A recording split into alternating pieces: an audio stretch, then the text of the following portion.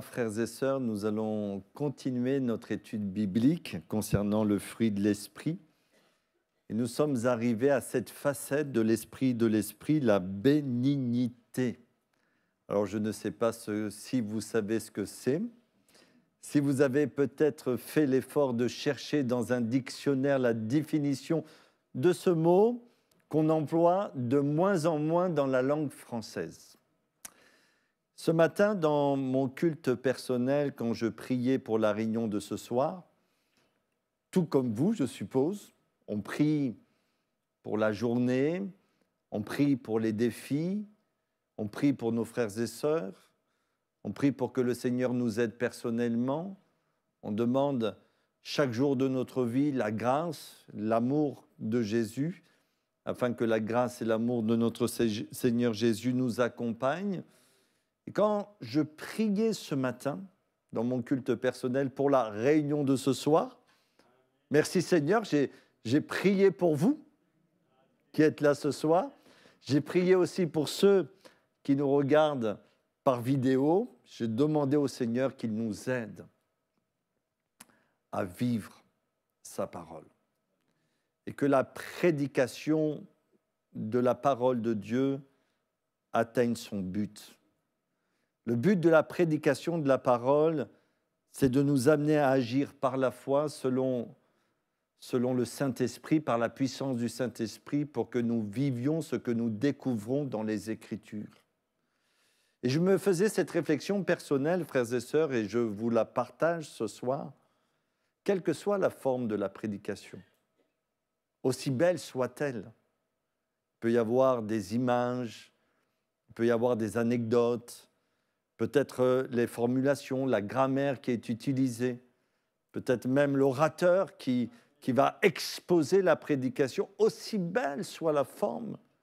Si celle-ci n'atteint pas nos consciences, si celle-ci n'atteint pas nos cœurs, eh bien la prédication n'atteint pas son but. Il faut que le Saint-Esprit nous convainc, agisse puissamment dans nos cœurs et dans nos vies, afin que nos vies se conforment au caractère de Christ et que ce qui reste à achever dans notre vie, eh bien qu'il le fasse par la puissance du Saint-Esprit pour que nous soyons des témoins, des lumières dans ce monde, que Dieu se glorifie de nous voir porter beaucoup de fruits et que son amour soit partagé tout autour de vous. Alors vous le savez que nous trouvons l'essentiel du fruit de l'Esprit dans l'Épître aux Galates, et nous avons déjà, et je remercie tous les prédicateurs, tous les pasteurs qui sont déjà intervenus concernant ce thème. Je les remercie profondément, ça donne une richesse, cette complémentarité qu'il y a dans l'Église, ça donne une richesse extraordinaire à l'Église. Et vous savez, puisque nous l'avons déjà lu, se trouve dans Galates chapitre 5, et je ne vais pas revenir ce soir sur ce passage de la Bible, mais je vous invite à le lire, à le relire, à le méditer, à savoir où vous en êtes par rapport à ce fruit de l'esprit dans votre vie. Mais je voudrais, pour commencer, ce thème concernant la bénignité, lire un passage des Écritures, un psaume. Et c'est le psaume 77 à partir du verset 7 jusqu'au verset 10, où le psalmiste dit ceci: « Je pense à mes cantiques pendant la nuit, je fais des réflexions au-dedans de mon cœur et mon esprit médite. Le Seigneur rejettera-t-il pour toujours? Point d'interrogation. Ne sera-t-il plus favorable? Point d'interrogation encore. Sa bonté est-elle à jamais épuisée? Sa parole est-elle anéantie pour l'éternité? Dieu a-t-il oublié d'avoir compassion? A-t-il dans sa colère retiré sa miséricorde? » Bien sûr, le psalmiste se pose certaines questions et nous allons dans quelques instants revenir sur cette réflexion profonde, et nous savons très bien que déjà nous avons les réponses à ces questions. Je pense que lui-même avait déjà les réponses à ces questions. Certainement, il voulait rassurer son cœur concernant la compassion de Dieu, concernant la compréhension de Dieu, concernant la connaissance de Dieu sur sa vie. Certainement, il voulait se rassurer par rapport à la miséricorde du Seigneur. Nous avons bien sûr des réponses à toutes ces questions, puisque notre Dieu est fidèle, il ne change pas et il désire encore nous bénir. On dit souvent que les apparences sont trompeuses. Et vous savez comme moi-même ce que dit l'Écriture, c'est que l'homme regarde aux apparences.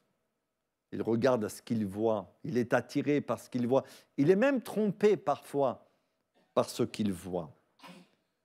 Mais si l'homme regarde aux apparences, n'oublions jamais une chose, c'est que Dieu regarde au-delà des apparences.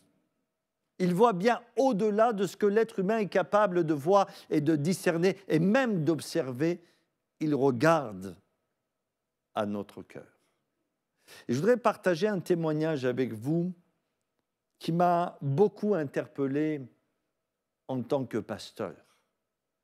Parce que nous, pasteurs aussi, comme tout être humain, parfois, nous regardons aux apparences, nous sommes conditionnés aux apparences, et nous nous laissons tromper par les apparences.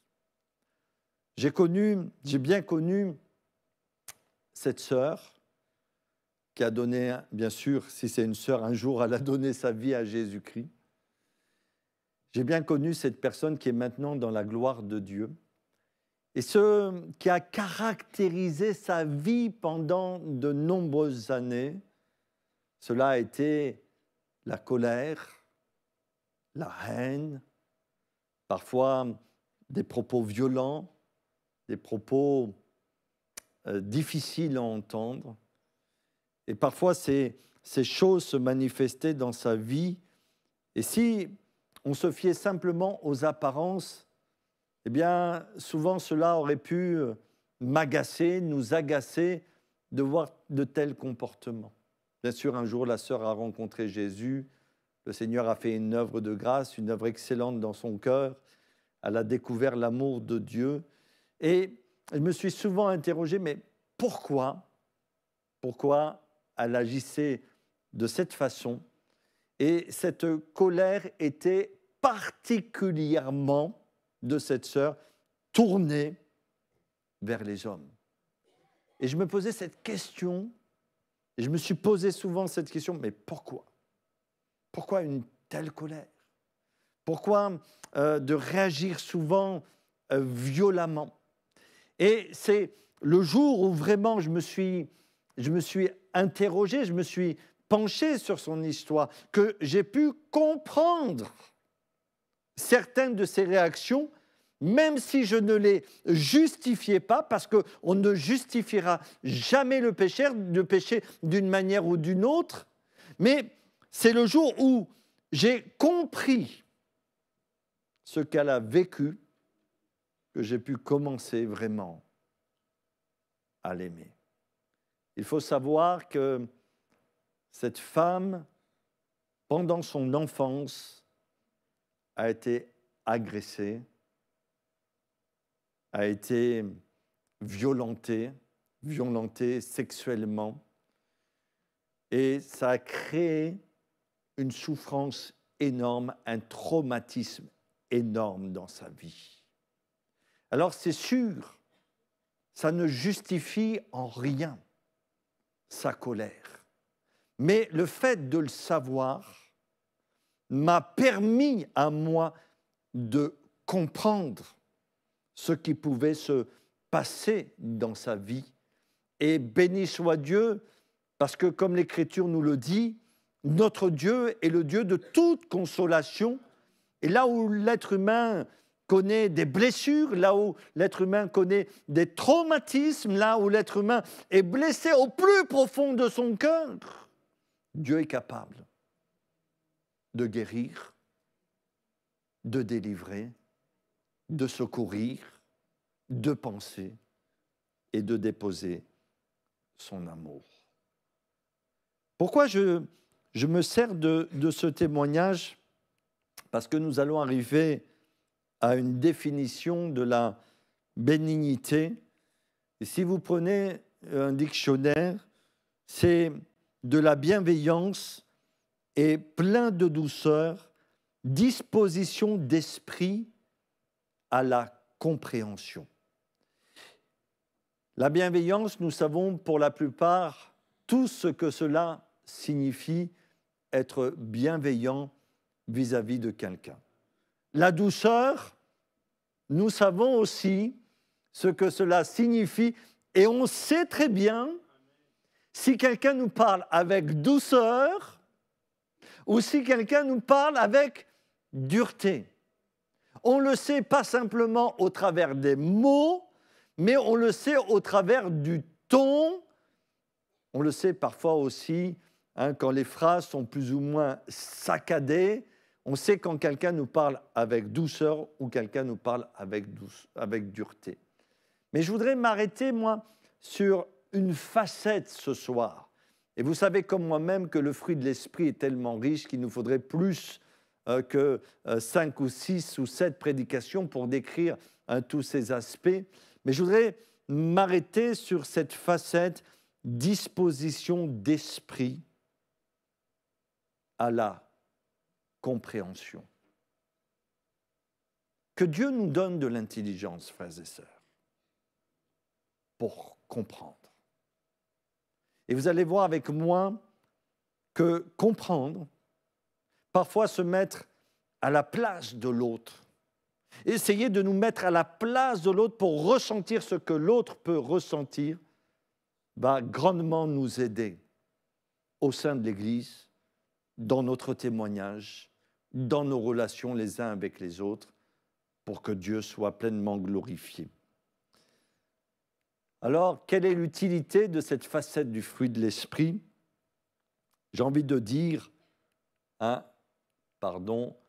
comprendre comme Christ voit les choses, comme Christ comprend les choses. Et vous savez qu'il y a une expression qu'on retrouve dans les Écritures, et notamment quand il est dit dans Éphésiens chapitre 5, verset 25, « Marie, aimez vos femmes comme Christ a aimé l'Église ». Jésus va aussi dire « Aimez-vous les uns les autres comme je vous ai aimé ». Et je voudrais un petit peu rebondir sur cette expression, c'est que nous devons apprendre à comprendre comme Christ comprend les choses. Et quand le psalmiste dans le psaume 77 dit « Mais Dieu va-t-il oublier d'avoir compassion, etc. » Non, parce que Dieu comprend parfaitement nos vies, il sait ce qui se passe dans notre cœur et nous avons nous aussi de voir les choses comme Dieu les voit et de les comprendre comme Dieu les voit. Et j'ai noté 3 points qui me semblent indispensables à partager avec vous ce soir. C'est comprendre pour ne pas être dans le jugement destructeur. C'est vrai que l'Écriture nous dit que l'homme spirituel juge de tout. Et quand nous vivons, nous avons le droit d'observer. Nous avons le droit de faire la différence entre ce qui est bien et ce qui est mal. Nous avons le droit de dénoncer le mal. Ça fait partie de notre vie spirituelle, de dire ce qui ne va pas, de dire quand ça va mal, non pas pour détruire, mais pour aider et pour secourir. Et c'est pour ça que je dis comprendre pour ne pas être dans le jugement destructeur. La deuxième chose, comprendre pour accueillir et ne pas rejeter. Vous savez, parfois, quand on ne comprend pas, c'est difficile d'accueillir. Et vous le voyez notamment dans les cultures. Quand on ne comprend pas une culture, il y a des choses qui nous semblent difficiles, et parce qu'on ne les comprend pas, notre premier réflexe, c'est quoi? C'est de le rejeter. Donc comprendre afin de ne pas rejeter. Et puis la finalité de toute chose, c'est aussi comprendre pour aider selon les principes de la parole de Dieu, parce que simplement comprendre, c'est bien, mais à mon sens, ce n'est pas suffisant. Nous sommes là pour aider les gens et les frères et sœurs à cheminer avec le Seigneur, à connaître la pleine liberté qu'il y a en Christ, notre Sauveur bien-aimé, et nous croyons de tout notre cœur eh bien, que Dieu est capable non seulement de nous amener à comprendre, à nous mettre à la place de l'autre, mais à apporter aussi des solutions bibliques, des solutions divines, afin que ceux et celles qui ont besoin de grandir, d'être délivrés, d'être secourus, d'être aimés, puissent l'être au travers des Écritures. Est-ce que vous me suivez, frères et sœurs? Rappelez-vous ma prière de ce matin dans mon culte. Seigneur, s'il te plaît, fais que nous vivions ta parole. Illumine les yeux de nos cœurs. Donne-moi les sentiments de Jésus. Quand je vois une situation, de la comprendre avec mon cœur, pas simplement avec ma tête, mais avec mon cœur, de me mettre à la place de l'autre. Et vous savez que dans le mot compassion, il y a aussi cette notion de ressentir, d'avoir ces sentiments de ce que l'autre peut vivre dans sa difficulté. Je voudrais voir quelques exemples. Être bienveillant comme Dieu peut l'être pour le pécheur perdu, à l'exemple de Christ. Jésus est celui qui comprend le pécheur, qui comprend sa difficulté, qui comprend ses problèmes, qui comprend ses chaînes, qui comprend ses défis. Et dans cette histoire que vous connaissez bien, dans cette histoire du Samaritain qui voyageait, je vous fais un résumé, il nous est parlé de deux religieux qui connaissaient la parole de Dieu, mais qui ne vivaient pas vraiment la parole de Dieu. Puisque cet homme qui était tombé dans un guet-apens et qui était laissé à demi-mort sur le bord du chemin, il nous est dit que ces deux religieux l'ont vu, et qu'est-ce qu'ils ont fait? Ils ont passé outre. Ils ont fait comme si il n'y avait rien. Une indifférence complète. À aucun moment, ils se sont mis à la place de ce malheureux. À aucun moment, ils se sont mis à sa place pour comprendre sa souffrance, pour comprendre sa difficulté, pour comprendre ce qu'il vivait. Ils l'ont vu, ils sont restés indifférents et ils ont passé outre. Le Samaritain, c'est tout à fait différent. Le Samaritain, c'est qui? C'est une image pour nous parler de qui? De Jésus. Il l'a vu. Tout de suite, il l'a vu. Il est venu jusqu'à lui. Et vous connaissez toute l'histoire ensuite, comment il va le prendre en charge pour lui permettre d'être restauré, délivré, etc. Quand nous voyons la misère autour de nous, n'ayons pas ce réflexe de l'indifférence. Que Dieu nous donne de comprendre ce que les âmes vivent, quelles que soient leurs problématiques, quelles que soient leurs difficultés, pour leur apporter le secours du Seigneur. Vous pouvez dire Amen. Vous pouvez dire Alléluia. Hop, je suis allé trop loin. Être bienveillant comme Dieu peut l'être pour nos frères et sœurs qui souffrent. Je me rappelle de ce témoignage de ce pasteur qui, pendant des années, n'avait jamais été malade. Et ce pasteur, quand il faisait des visites, quand les chrétiens lui parlaient de leur maladie, de leurs difficultés, il disait, comme tout pasteur, frère ou sœur, il faut prier, ayez la foi, Dieu va vous secourir, Dieu va vous aider. Lui, il n'avait jamais été malade et il exhortait, bien sûr, comme l'Écriture nous l'enseigne, eh bien, à ce que les frères et sœurs placent leur foi dans le Seigneur Jésus pour qu'ils puissent être guéris. Alléluia! Dieu guérit. Mais ce pasteur a confessé un jour, il est tombé malade. Il est tombé malade et il a eu de graves maladies. Et son regard sur l'autre, son regard sur son frère qui traversait la maladie a complètement changé. Il a compris ce que pouvait vivre quelqu'un qui traverse la maladie.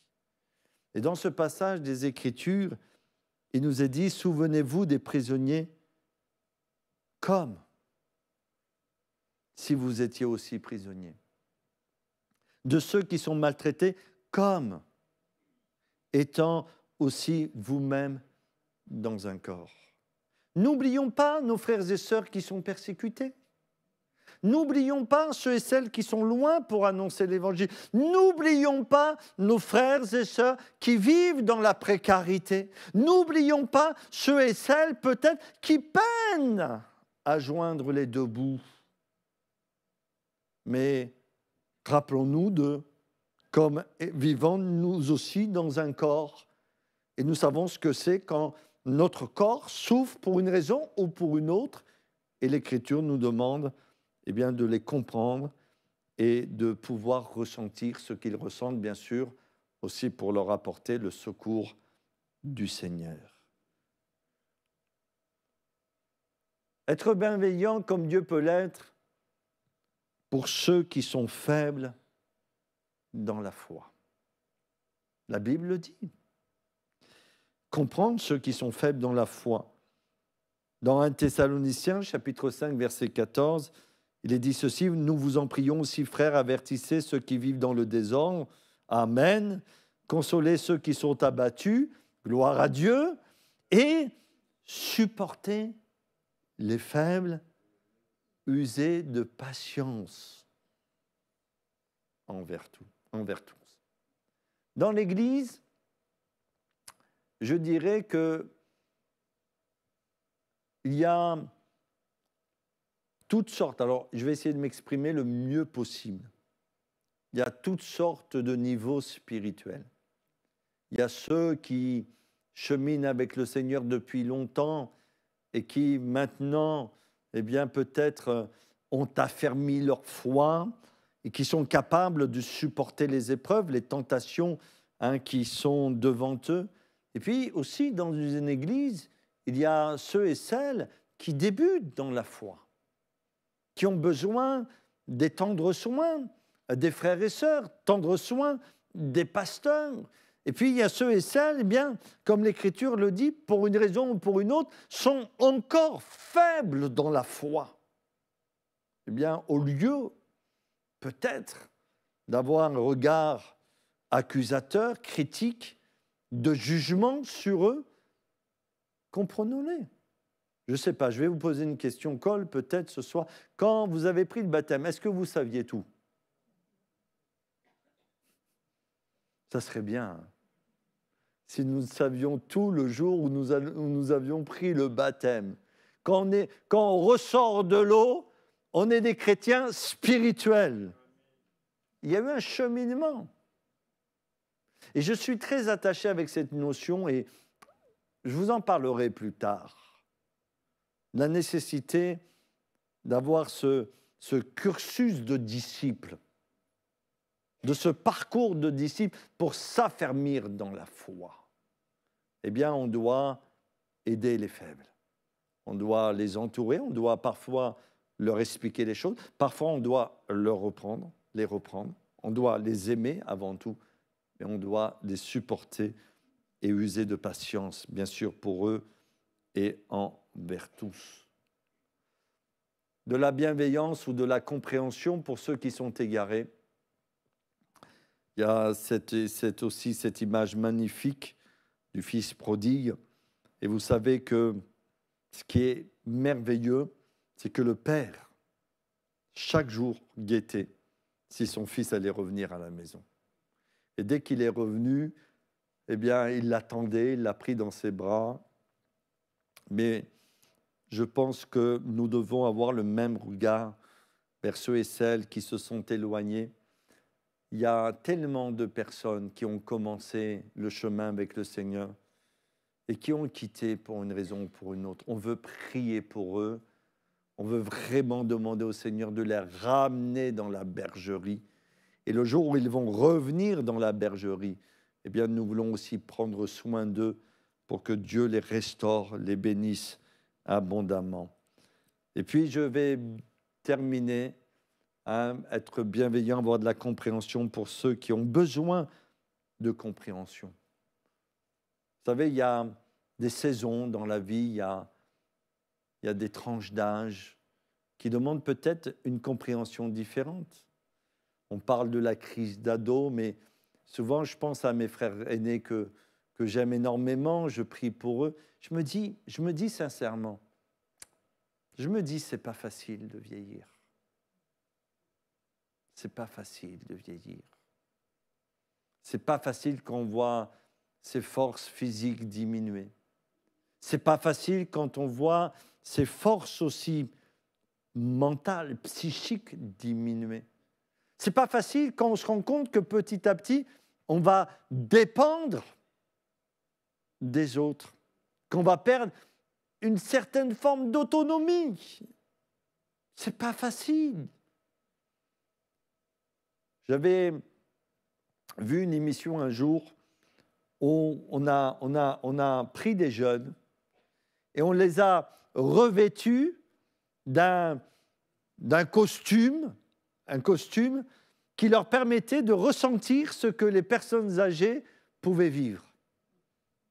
C'était intéressant, parce que juste lever la jambe, parfois il y avait des douleurs, des difficultés. C'est comme si ce corps était alourdi et les jeunes pouvaient mieux comprendre ce que pouvait vivre une personne d'un certain âge. On vous aime, frères et sœurs âgés. On veut prendre soin de vous et encore plus soin de vous, mais on veut aussi vous comprendre, comme on veut comprendre aussi les ados qui traversent des crises ou qui ont des défis dans cette génération. On veut comprendre pour aider par la puissance du Seigneur. Il est dit dans ce passage, ne réprimande pas rudement le vieillard. Ce n'est pas négatif ici, hein, le vieillard ou le vieux. Et je sais que dans la culture africaine, quand on parle du vieux, c'est jamais négatif. Dans la langue française, ce n'est pas toujours la même chose. Mais en tout cas ici, ce n'est pas négatif.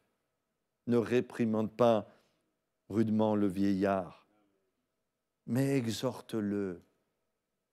Comment? Comme un père. Exhorte les jeunes gens comme des frères. Les femmes âgées comme des mères. Celles qui sont jeunes comme des sœurs en toute pureté. Il y a différentes ici, je dirais, saisons de la vie. Il nous a parlé des jeunes, il a parlé des vieillards, il nous a parlé des sœurs âgées, des frères âgés.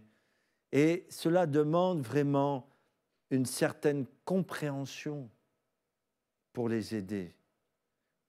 Que Dieu nous aide. Je terminerai par une prière, frères et sœurs. Hop.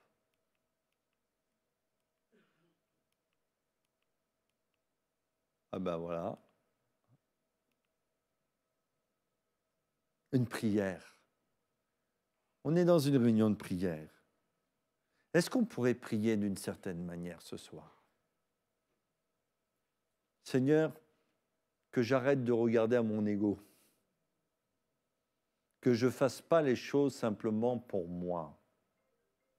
Que je ne vive pas la vie de l'Église pour moi. Que je ne regarde pas à mes intérêts, à mes préférences personnelles. Seigneur, donne-moi de comprendre celui qui est à côté de moi. Donne-moi de comprendre celui qui a un certain âge. Donne-moi de comprendre l'adolescent. Donne-moi de comprendre le jeune. Donne-moi de comprendre le pécheur. Donne-moi de comprendre celui qui souffre, celui qui est malade. Seigneur, donne-moi de comprendre celui qui est tombé. Et par le Saint-Esprit, aide-moi à lui apporter ta parole pour qu'il puisse marcher avec toi. On peut prier comme ça ce soir? Aide-moi de comprendre, Seigneur, comme tu comprends les choses. Et que le Seigneur se glorifie pleinement au milieu de nous. Je me réjouis ce soir parce qu'il y a des jeunes, des moins jeunes, il y a des sœurs, il y a des frères, il y a des célibataires, il y a des couples, mais c'est la famille de Dieu et on peut tous prier les uns pour les autres. Mais Seigneur, illumine les yeux de nos cœurs, donne-moi de comprendre, s'il te plaît, par ta grâce et par ta puissance. Centrons nos prières. Centrons nos prières. Donne-moi de comprendre mon frère et ma sœur qui est à côté de moi. Et que nous puissions travailler ensemble à la gloire de Dieu. Jeunes et vieux se réjouiront ensemble. Qu'on puisse travailler ensemble à la gloire de notre Seigneur Jésus. Amen. Que Dieu vous bénisse abondamment. Alléluia. Merci, Père. Merci, Père, pour ta grâce. Merci parce que nous savons que ta parole nous révèle l'excellence de ta grâce. Non seulement nous voulons méditer ta parole, mais nous voulons que par le Saint-Esprit, tu agisses profondément dans nos cœurs, dans nos consciences pour vivre ta parole.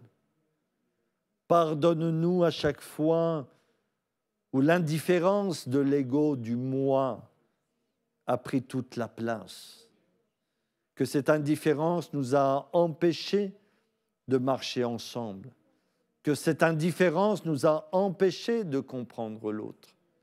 Que cette indifférence, Seigneur, nous a cloués et a empêché ton royaume d'avancer. Mais donne-nous, Seigneur, cette compréhension qui vient de toi, qui vient du ciel. Père, donne-moi, s'il te plaît, de comprendre mon frère, de comprendre ma sœur, afin que je puisse les aider à cheminer avec toi, à marcher avec toi, à grandir avec toi, et qu'ainsi tu sois glorifié. Je te bénis, Père, dans le nom précieux de Jésus. Amen. Prions le Seigneur.